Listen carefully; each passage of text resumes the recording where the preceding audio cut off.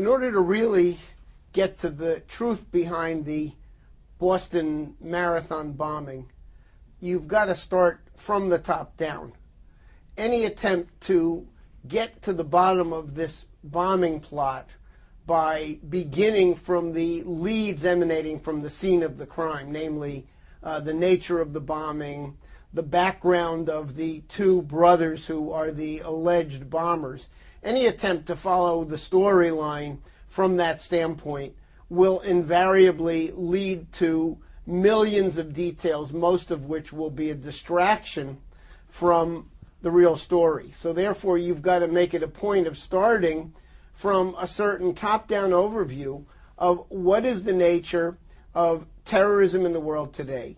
What are the known and identifiable controlling factors? And from the standpoint of that overview, what can we determine, what can we learn about the events that took place in Boston between the 15th and the 19th of April of this month? That is the day of the bombing, April 15th, the search for the manhunt for the two alleged bombers, the killing of one, the capturing of the other, and things that have happened in the aftermath. So the first question is, what's the nature? What do we know about international terrorism today? And the answer is that virtually every organization that is engaged in any kind of scale of international terrorism is ultimately emanating from a British-Saudi nexus, particularly with respect to so-called Islamic terrorism. We're dealing with an irregular warfare capability that to a great extent is sponsored by, is financed by, and is protected and very often housed between Britain, Saudi Arabia, and areas of the world that are under their influence and control. Now, just to give a reference point with respect to the specific case that we're looking at here, namely the bombings in Boston and the arrests and expected prosecution of one of the two alleged bombers. Back in December of 2000, Executive Intelligence Review submitted a formal document to then Secretary of State Madeleine Albright. And the document basically proposed that Great Britain should be placed on the official State Department list of state sponsors of terrorism. We didn't base this on news accounts. We didn't base it on any kind of hearsay evidence.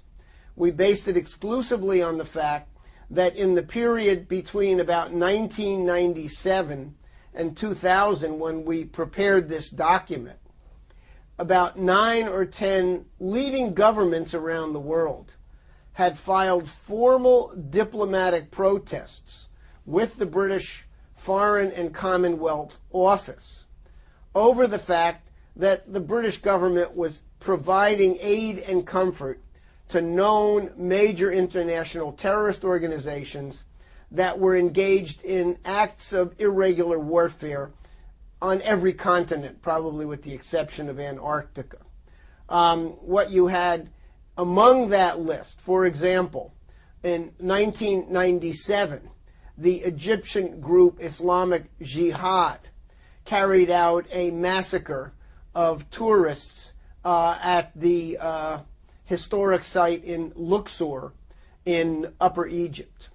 And the people involved in that organization were known and identified as having their main headquarters and their main source of funding in London. These were Egyptians who were granted political asylum in Britain, were being financed by the British government, were being allowed to raise funds. The same thing was true for the Kurdish terrorists, the PKK. There were formal protests from the Turkish government over the fact that Britain had actually provided the PKK with a high-frequency television and radio network that enabled them to broadcast marching orders, terrorist marching orders, into their networks inside the eastern region of Turkey. One of the other countries that was heavily involved in protesting to the British government was the government of Russia. And they presented detailed evidence that throughout Britain and the United Kingdom, Chechen separatist terrorists were being allowed to openly operate, to raise funds, and to recruit terrorists from various mosques and other organizations operating freely in Britain.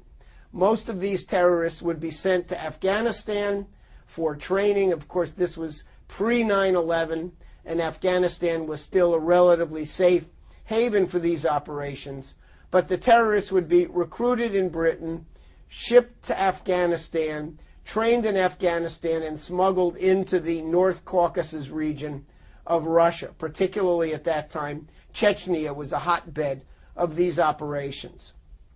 I could go on, but the British pivotal role in protecting, sponsoring, safe housing, financing these international terrorist networks is a primary fact that has to be taken into account at any starting point of any investigation into a major incident of terrorism, particularly one involving people involved in the North Caucasus region, Chechnya, Dagestan. Secondly, the leading partner of the British in these operations is the Kingdom of Saudi Arabia. Saudi Arabia exists as a kind of unholy alliance between the House of Saud and a clerical establishment that is Wahhabi and is involved heavily in spreading this fundamentalist viewpoint throughout the world.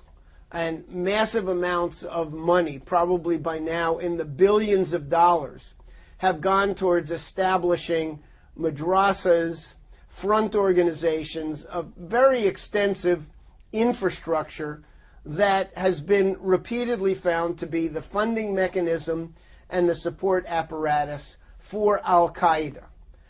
The Muslim World League, which was founded in the 1960s as a kind of hybrid organization of the Muslim Brotherhood and the Wahhabi clergy in Saudi Arabia, is one of the well springs of virtually every Islamic Sunni fundamentalist terrorist organization operating all over the world.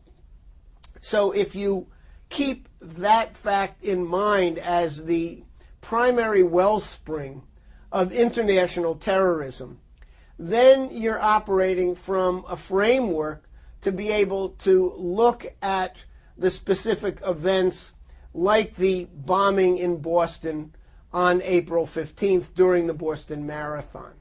So from that framework, it's relatively secondary at this stage of the investigation whether or not the accused bombers were part of some kind of larger organized structure, or whether they were recruited and indoctrinated through this existing apparatus and acted more or less on their own, as strange as that proposition might be and as unlikely as that might be. But either way, whether they were part of a well-organized, well-trained kind of structure of terrorist cells buried in various corners of the United States, Europe, other parts of the world, or whether they were basically part of an apparatus that's more or less operating through guidances that can be gotten on the internet or through contact with certain leading recruiters into this apparatus. It's critical to start from that overall framework. Otherwise, you're lost in details and you'll never come up with a clear conceptual understanding of what we are dealing with here. So I think that's the starting point from which I would pursue any kind of serious investigation. If you're looking for breadcrumbs leading away from the scene of the crime or simply starting by trying to analyze or psychoanalyze the background of the two individuals and maybe the parents and other friends and relatives without having this larger framework of operation, then you are already lost and you'll never get anywhere. Now, subsumed underneath that, there are some other problems that need to be addressed in terms of what's going on here. And it's very important to keep these elements of the investigation separate and distinct and to pursue all of them simultaneously if you want to really get a kind of a comprehensive picture of what's going on. Now, one of the things that was very encouraging and fairly unique is that almost instantaneously, from the point that some of the earliest information came to the surface about the Boston bombing, a number of leading members of the U.S. Congress, for example, Congressman Michael McFaul, Texas Republican chairman of the House Homeland Security Committee, immediately raised some questions about the role of the FBI in the Boston incident.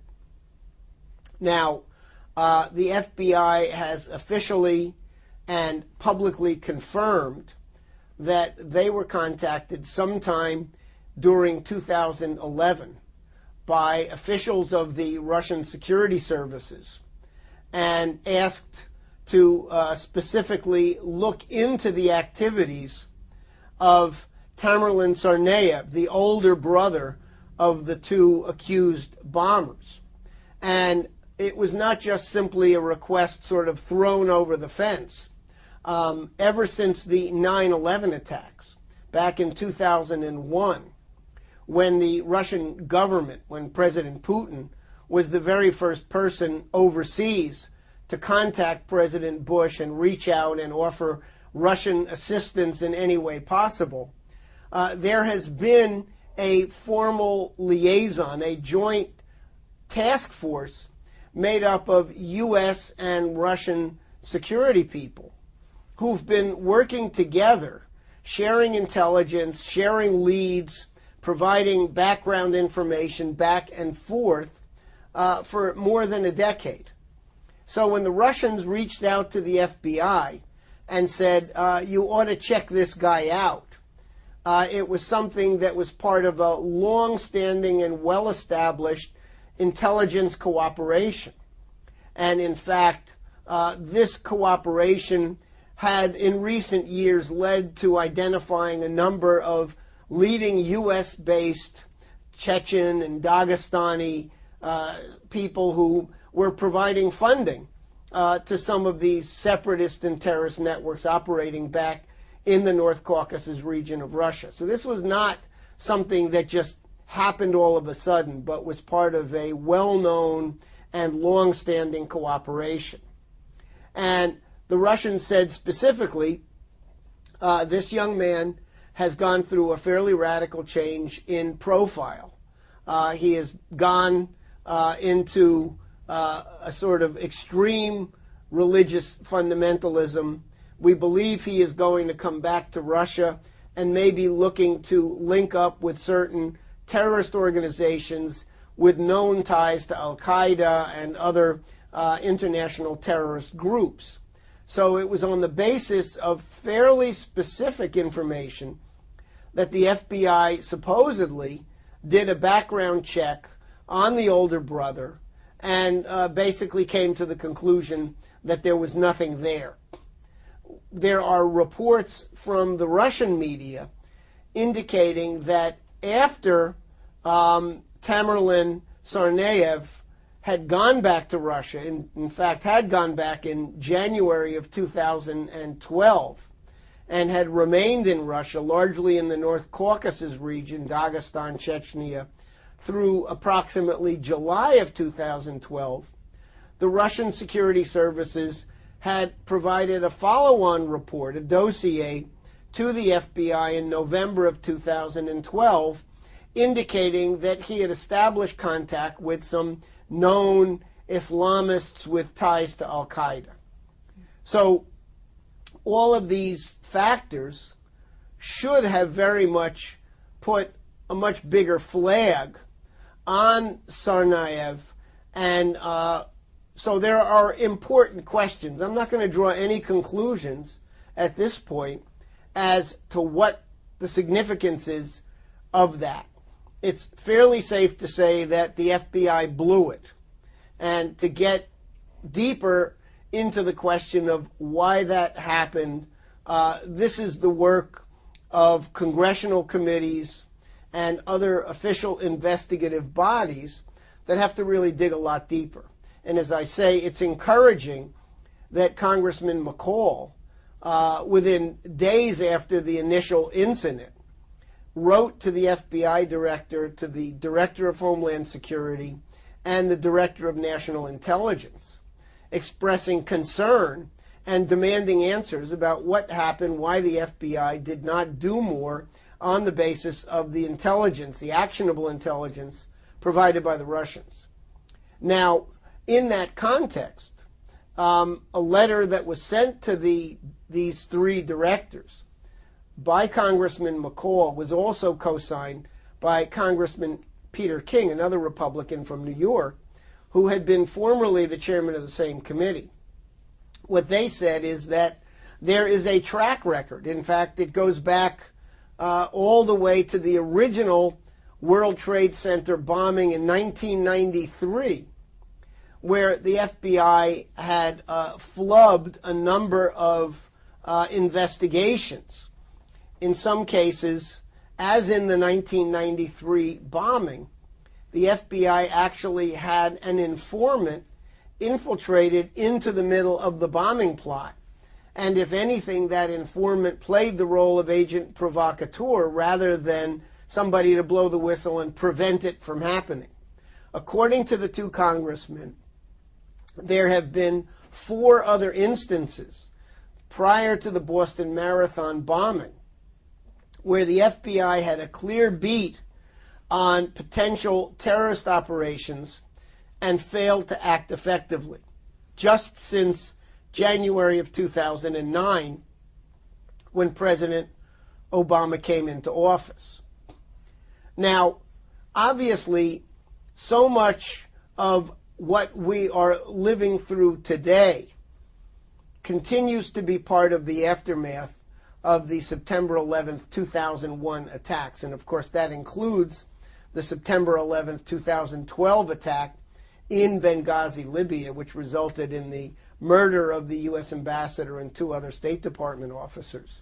And we know, again, that the original 9/11 operation was financed in part directly by leading figures within the Kingdom of Saudi Arabia. That includes the then ambassador of Saudi Arabia to the United States, Prince Bandar bin Sultan.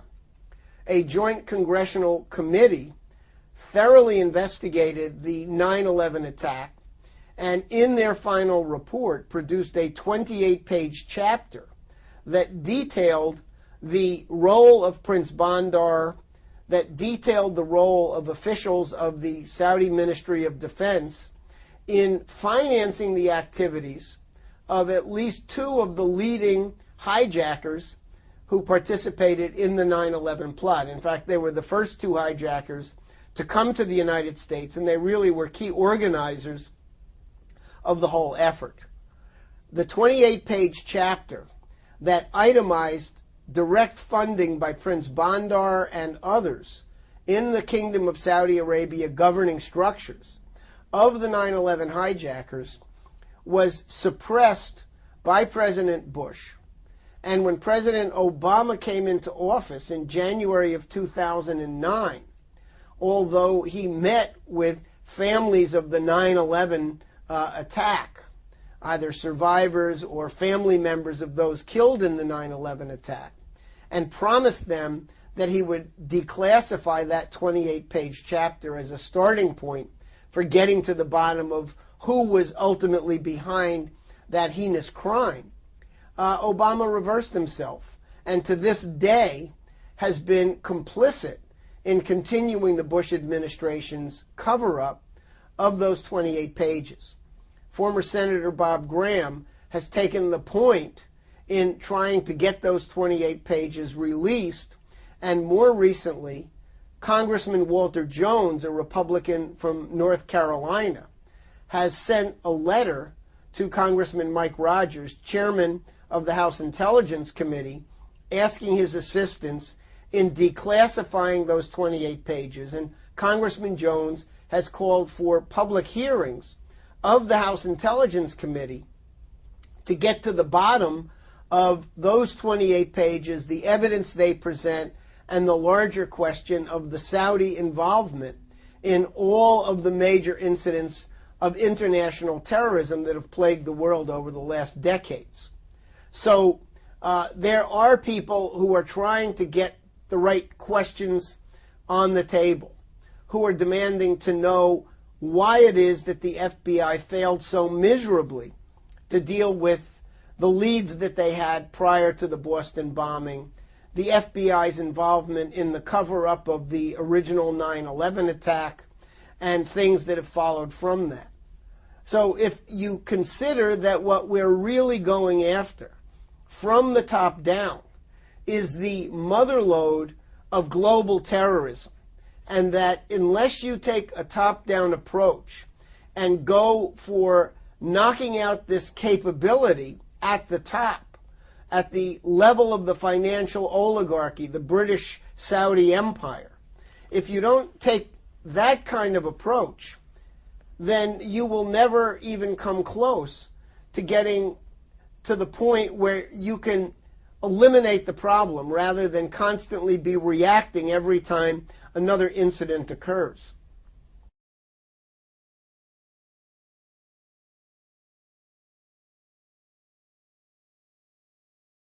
Yeah, well, you brought up Senator Bob Graham's involvement in the original investigation of 9/11 and his repeated calls to have the 28 pages released. And one of the things he said was this, until the apparatus is fully investigated and exposed, it is essentially still effective. And I think that he made that statement just literally days prior to the Benghazi attack. Yeah, that's right. But here, the pages have not been released. The apparatus, for all intents and purposes, appears to be fully intact. Well, you know, there's Senator Graham, along with Senator Shelby, and there were House Intelligence Committee leaders who also participated in that joint congressional inquiry that preceded the 9/11 Commission. Senator Graham in particular came out of that process, out of that experience, not only convinced of the role of Saudi Arabia, but convinced of the role of the British in those 9/11 events. We know that because in the last several years, Senator Graham wrote a roman à clef novel about the 9/11 attacks. And although the major focus is on the Kingdom of Saudi Arabia, Saudi intelligence, and similar things, he makes it a very clear point of highlighting the role of the British BAE Al-Yamama apparatus in the funding and the whole promotion of this global terrorist jihadi apparatus. And I think this is something that EIR can also take an enormous amount of credit for having basically gotten to the bottom of and exposed in a way that further expanded on Senator Graham and others' work on the initial 9/11 attack. Basically, Prince Bandar, and again, we're back to Prince Bandar bin Sultan, who is today the head of Saudi intelligence, the General Intelligence Directorate. He's been head of it for the last several years. So he went from being the Saudi ambassador in Washington for a very long period of time. He was virtually known as an adopted son of former President George H.W. Bush. And he then went back to Saudi Arabia and was appointed as the special national security advisor to the king, and then in the last several years was additionally put in charge of Saudi intelligence. Back in the mid-1980s, Prince Bandar, working with Margaret Thatcher, negotiated a barter agreement between Britain and Saudi Arabia. It was ostensibly a business transaction in which the British agreed to sell $40 billion initially in military equipment to the Saudi Defense Ministry, and the Saudis, rather than paying in cash, would pay in oil. And so, among other things, there were additional costs padded on to the bill so various Saudi princes could be paid off on a regular basis, take their cut of the whole arrangement. And in fact, Prince Bandar alone received a $2 billion commission for his role in creating this Al-Yamama barter deal. But in a recent biography, an authorized biography of Prince Bandar, it was admitted that under the umbrella of this Al-Yamama deal, an offshore slush fund amounting to hundreds of millions of dollars was generated on the sidelines as part of the Al-Yamama deal, and that slush fund was used over and over and over again to finance various insurgency operations, and the overall umbrella was a British-Saudi agreement to, quote, fight communism. So, for example, in the latter phases of the Afghan war to drive the Soviet Red Army out of Afghanistan, funds from this Al-Yamama offshore pool of cash went to buying weapons for the Afghan Mujahideen, who were the sort of motherlode of what later became Al-Qaeda and the Libyan Islamic Fighting Group, Ansar al-Sharia, all of this sort of alphabet soup of terrorist organizations. So you have, again, a top-down royal family of Britain, royal family of Saudi Arabia, British and Saudi intelligence combine that created a secret funding mechanism that has fueled all of these terrorist operations. So this work that I can say was uniquely done by an EIR team augmented the important, really excellent work that Senator Graham and the others did in basically laying out a framework for investigation on the original 9/11 case that still serves us very well as the framework for understanding all subsequent things. So if you put together that profile of the British-Saudi Al-Yamama operation with the pivotal role of officials of the Kingdom of Saudi Arabia in the financing and protecting of 9/11, you've got a big part of the current ongoing story. If you take into account that basically the FBI was all over those 9/11 networks, or at least should have been, and when the operation took place, the first instinct of leading people in the Bureau was to cover it up. Two of the key hijackers, the original arrivals in the United States, who were financed in all of their activities here through Prince Bandar and the Saudi Ministry of Defense and Saudi intelligence, actually living for a period of time in a home in San Diego that was owned by another Saudi gentleman who was actually an informant for the FBI. So you had two of the 9/11 hijackers living under the same roof as an FBI informant. When even that little bit of information came out, what did the FBI do? They took the informant, put him in the Federal Witness Protection Program, changed his identity, moved him off somewhere, and the congressional investigators never had access to that crucial witness. Furthermore, the FBI refused to even allow interviews with the FBI case agents who were handling that informant to find out what they knew about what was going on in San Diego. So you see, you've got levels of complicity, but again, take it from the top. Take the Obama administration's absolute refusal to provide the 28 pages, their continued protection of this Saudi apparatus, and ultimately their continued protection of the British Empire structures that are the framework under which all of this global terrorism happens.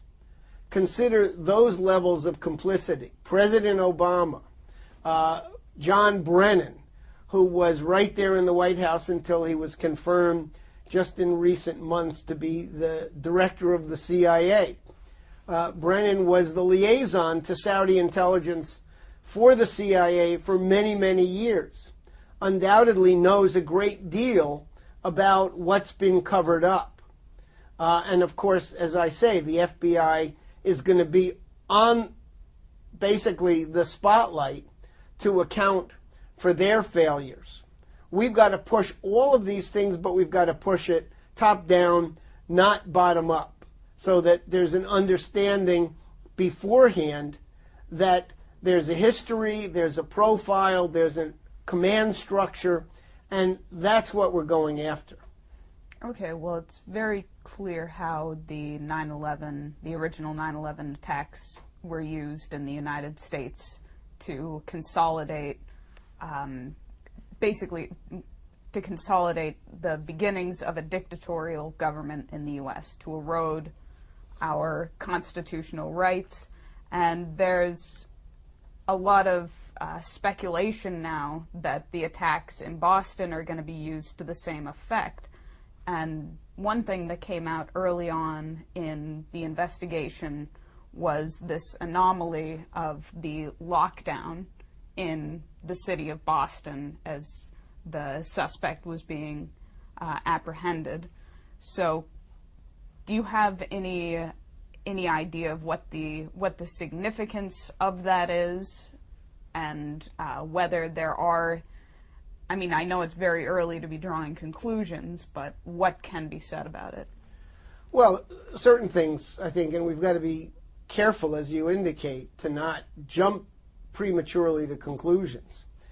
Certain things are clear. Number one, that the operational plan that was activated, where the entire city of Boston, the greater metropolitan area, was basically locked down completely for almost 24 hours.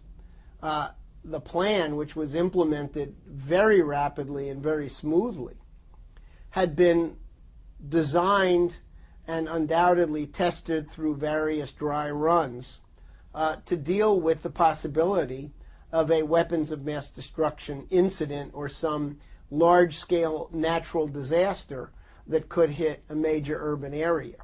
The concept involved something called shelter in place. In other words, wherever you are, go indoors, lock the door, shut the windows, turn down the shades, and wait until the all-clear order comes out. Now, you could debate for a long time whether or not that represented a viable approach to take when you're basically conducting a manhunt, probably for just one person. And if you look at what actually happened in Boston, you had, and CNN and Fox and all the big news networks were all over this. You had, National Guard, state police, SWAT teams, literally going door to door in the area adjacent to where the younger of the two brothers had escaped the night before after a big shootout with the police. Yet they didn't find him. At a certain point, the decision was made to end the lockdown, and it was only after the lockdown ended that the person whose backyard the terrorist was hiding in went out into his yard, noticed something that was different. There was a boat in the backyard where the younger of the two Tsarnaev brothers was hiding. And the flap on the boat holding it down was blowing in the wind. And that was something that, SWAT teams wouldn't know to look for, but the owner of the boat knew and looked inside, spotted the guy there, and called the police. So the approach that was taken in and of its own right did not succeed. So it's not a good procedure to use. With this Obama administration, you've got to always err on the side of assuming that they're going for dictatorial police state measures. People voted for Obama knowing very little about him, but expecting that he'd keep his fundamental campaign promise that he would not be George Bush. People basically voted for what they thought in 2008 was the anti-Bush, and instead they got Bush on steroids. You've got the drone kill policy. Obama went to war in Libya and didn't even go to Congress to look for some kind of bullied rubber stamp before going into a full-scale war. There have been more abuses of constitutional rights under Obama in 4 years than they were under Bush and Cheney in 8. So under those circumstances, you've got to always operate under the assumption that there may be a police state ulterior motive here. But I think that they've got a big problem at the same time, namely that the population is fed up with that. They had 8 years of Bush. They've had now more than 4 years of Obama.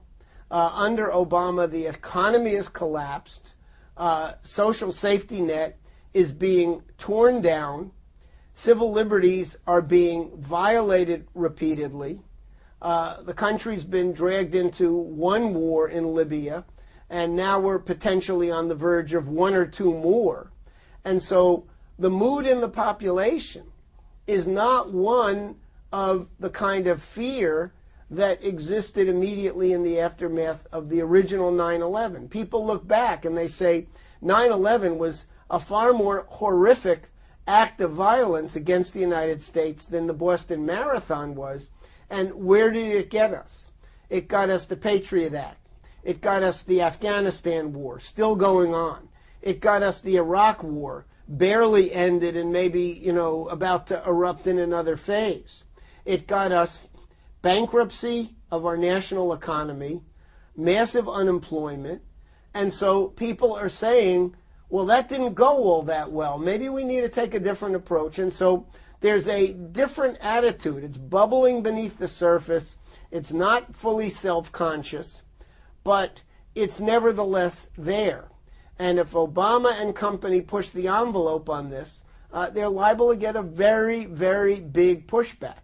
And of course, Lyndon LaRouche has said this president has already committed impeachable crimes, violations of the Constitution, and he ought to be removed from office. Benghazi, the Libya war, the cover-up of the original 9/11 are a continuum. And so we have to withhold judgment on where this Boston situation is going to go. But we certainly have a track record of this president that basically doesn't portend very well.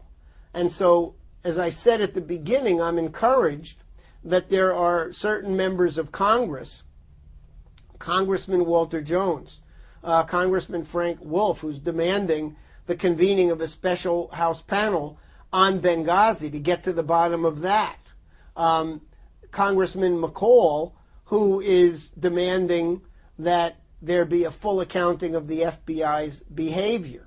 Senator Udall from Colorado on the Senate Intelligence Committee basically seconded what Congressman McCall said in the last few days, demanding hard answers from the FBI on how this was allowed to happen, given the fact that the Russians had cooperated with us and given us some leads that perhaps could have prevented this recent tragedy from occurring. So we're at the beginning phase of the investigation into this Boston incident, but looking at it top down, looking at the continuity of controls over international terrorism as we know it today, we have a rich background of information from which to shape and frame how we follow up on this.